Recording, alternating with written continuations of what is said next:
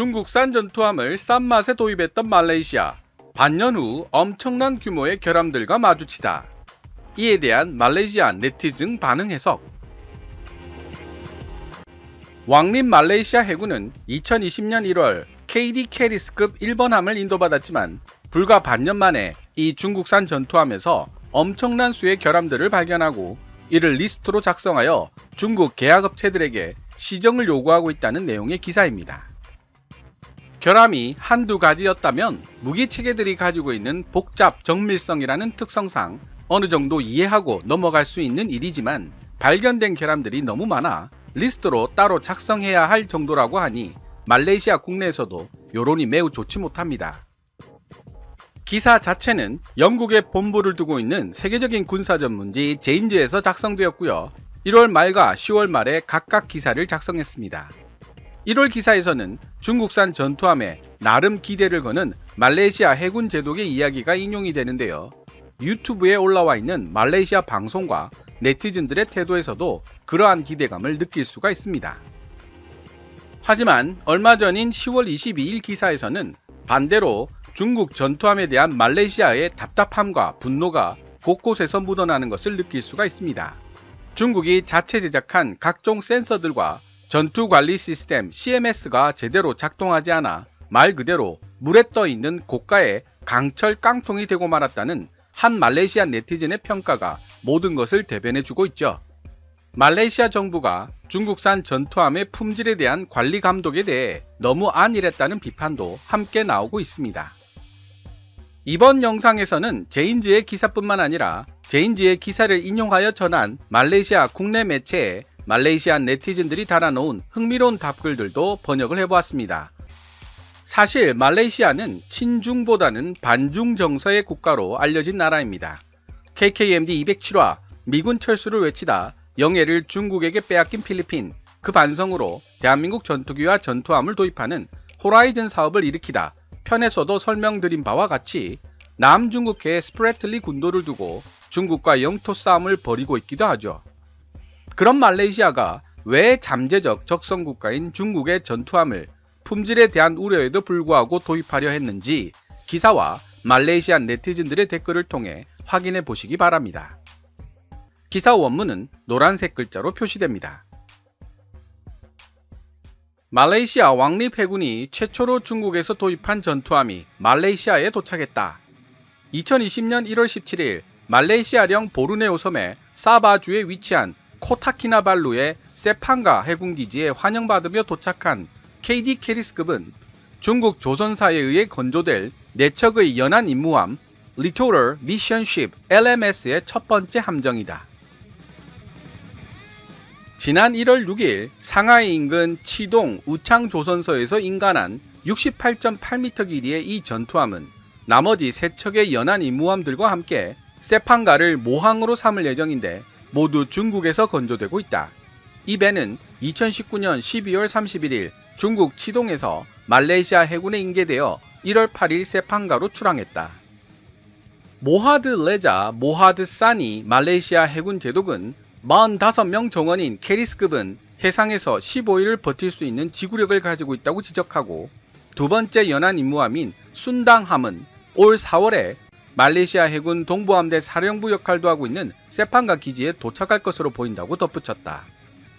모하드 레자 제독은 캐리스와 순당 두 연안 임무함의 도입을 통해 말레이시아 해군은 보르네오에 있는 말레이시아령 사바주와 사라왁 주 해역에서 더 많은 작전 선택권을 가질 수 있게 될 것이라고 말했다. 말레이시아 해군이 주로 평균 30년 이상 된 노후 전투함을 운용하고 있다 보니 점점 더 높은 수준의 유지 관리비가 들어가고 있습니다.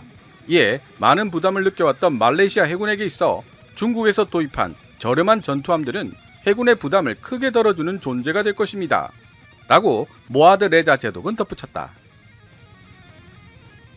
이어서 9개월 이후인 2020년 10월 22일 제인지에 실린 중국제 연안 전투함의 센서와 전투관리 시스템에 많은 결함이 발견되었다는 기사 내용입니다. 역시 기사 내용은 노란색 글자로 표시됩니다. 말레이시아 왕립해군은 처음으로 중국에서 도입한 연안 임무함 캐리스급 1번함을 지금까지 운용하면서 수많은 결함들을 발견했으며 이를 목록으로 작성해 놓았다고 밝혔다. 현재 말레이시아 해군은 이러한 결함들을 시정하고 KD 캐리스급 후속 전투함에서 유사한 문제가 발생하는 것을 막기 위해 중국 계약업체와 협의 중이다. 말레이시아 정부는 2017년 4월 중국 조선산업공사 CSIC와 캐리스급 초계함 4척에 대한 계약을 체결했다.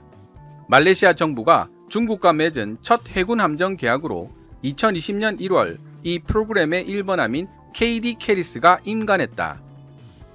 말레이시아 정부와 중국 계약업체 사이의 논의에 접근할 수 있었던 한 업계 소식통이 제인즈에게 제공한 KD 캐리스급 결함 목록을 살펴보면 캐리스급이 직면하고 있는 문제점들이 주로 중국 업체가 제공한 각종 센서들과 전투관리 시스템 CMS에 집중되어 있음을 시사하고 있다.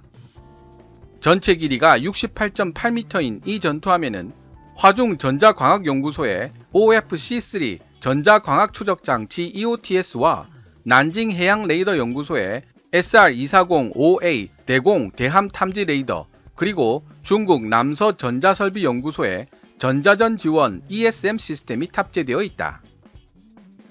이 전투함에는 또한 디지털 해양지도 시스템 ECDIS와 자동 선박 식별 장치 AIS를 통합시킨 스페리 마린사의 비전 마스터 FT250 항법 레이더도 탑재되어 있다. KD 캐리스급에 탑재된 무장 체계를 살펴보면 주요 무장으로는 충칭 창안산업유항공사가 제작한 CSAN3 30mm 다목적 함포를 한문 장착하고 있고, 스촨 화칭기계유항공사가 제작한 CSLM6 12.7mm 중기관총 2정을 부무장으로 장착하고 있다. 지금까지 2020년 1월 17일과 10월 22일에 해외 유명 군사 전문지 제인즈에 게재된 두 가지 기사를 각각 이어서 해석해 보았습니다. 말레이시아는 동남아 국가들 중에서 비교적 탄탄한 해군 전력을 보유한 나라로 인정받았던 나라였습니다.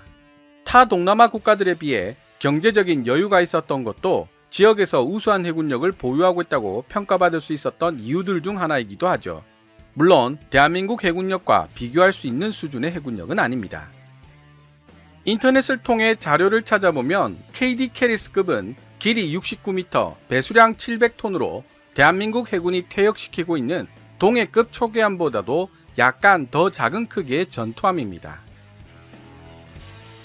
기사에서도 언급되어 있지만 말레이시아 해군의 전투함들은 모두 도입된 지 30년이 지난 노후 전투함들이라 유지관리가 어렵고 많은 비용이 들어가는 상황입니다. 하지만 2000년대 이후 말레이시아의 경제 성장률이 반토막이 나면서 답보 상태에 빠져 있는데요.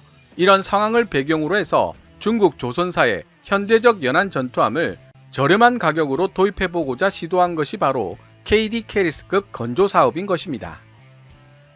하지만 말레이시아 국민들의 기대를 모았던 것도 잠깐, 불과 반년이 지나고 수많은 결함들이 발견되고 있으며 아예 따로 리스트를 만들어야 할 만큼 문제점들이 광범위하다는 사실이 언론 등을 통해 보도되자 말레이시아 네티즌들이 엄청난 수의 댓글을 달았습니다.